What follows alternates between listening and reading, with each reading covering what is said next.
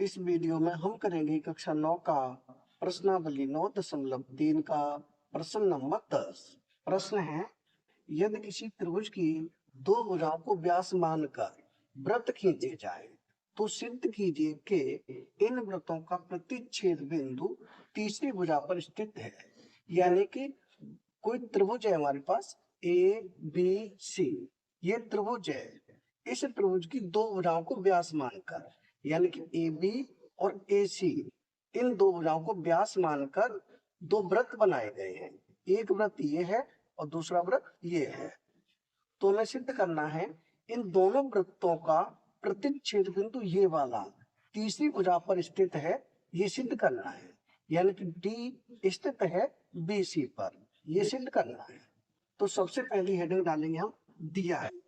दिया है में लिखेंगे त्रिभुज की दो भुजाएं ए बी और ए सी केंद्र O और O डैश वाले वृत्तों के व्यास है।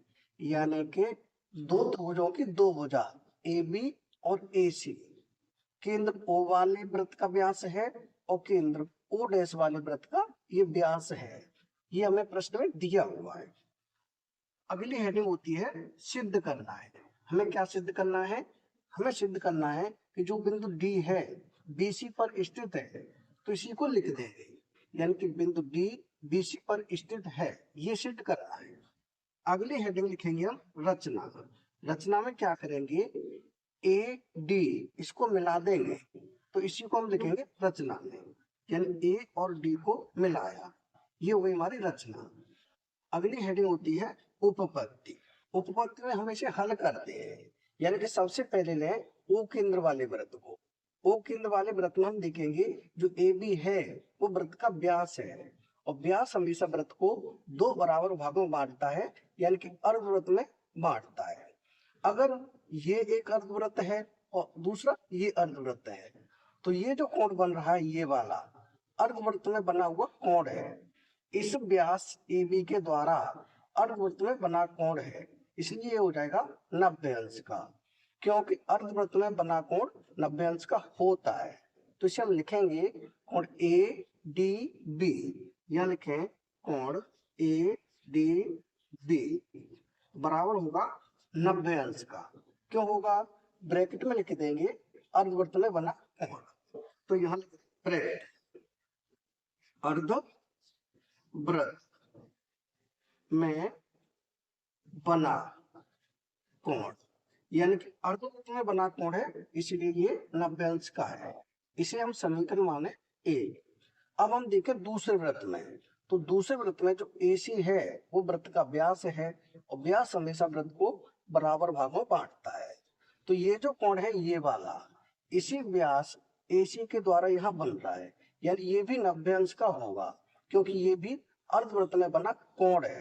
तो इसे हम लिखेंगे कोण ए डी सी बराबर हो जाएगा 90 अंश।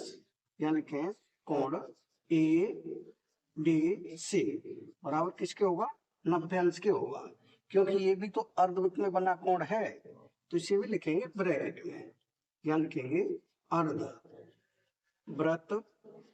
में बना कोण, यानी ये भी अर्धवृत्त में बना कोण है, इसलिए 90 अंश का होगा। इसे हम माने समीकरण दूसरा। अब हम क्या करेंगे? समीकरण 1 और समीकरण 2 दोनों को जोड़ देंगे, तो ये पूरा बन जाएगा 180 अंश का। तो यहाँ लिखेंगे समीकरण 1 व 2 को जोड़ने पर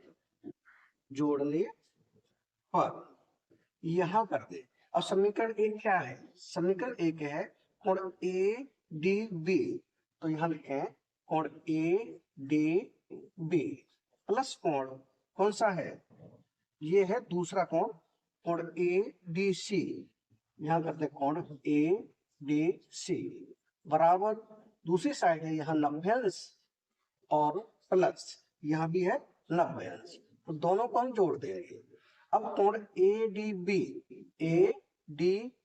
ये कोण प्लस कोण ए डी सी ये कोण, अगर दोनों को जोड़ेंगे तो पूरा कोण बन जाएगा कोण बी डी सी।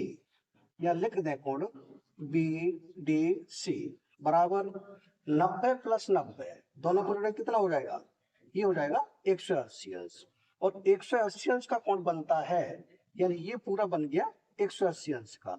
अगर ये 180 अंश का कोण है तो जो बीसी रेखा है एक सीधी रेखा होगी, क्योंकि जब सीधी रेखा होती है तभी एक साइड वाले कोण 180 अंश के बनते हैं।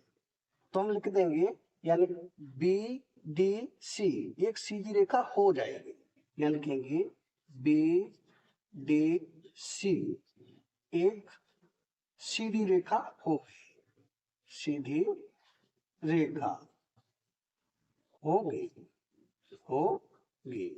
अगर बीडीसी सीधी रेखा है तो डी बिंदु है बीसी पर ही स्थित होगा, यहां लिखेंगे अतः अतः बिंदु डी बीसी पर स्थित होगा, बीसी पर स्थित होगा। यानी हमने ये सिद्ध कर दिया कि जो डी बिंदु है बीसी पर ही स्थित होगा। यही हमें सिद्ध करना था कि बिंदु डी बीसी पर स्थित है, जो कि हम सिद्ध कर चुके हैं। यानी यही हो जाएगा हमारा उत्तर। यानी कि प्रश्न नंबर 10 हो चुका है कंप्लीट। अगर वीडियो पसंद आए तो लाइक करें, कमेंट करें, अपने दोस्तों के साथ शेयर करें। धन्यवाद।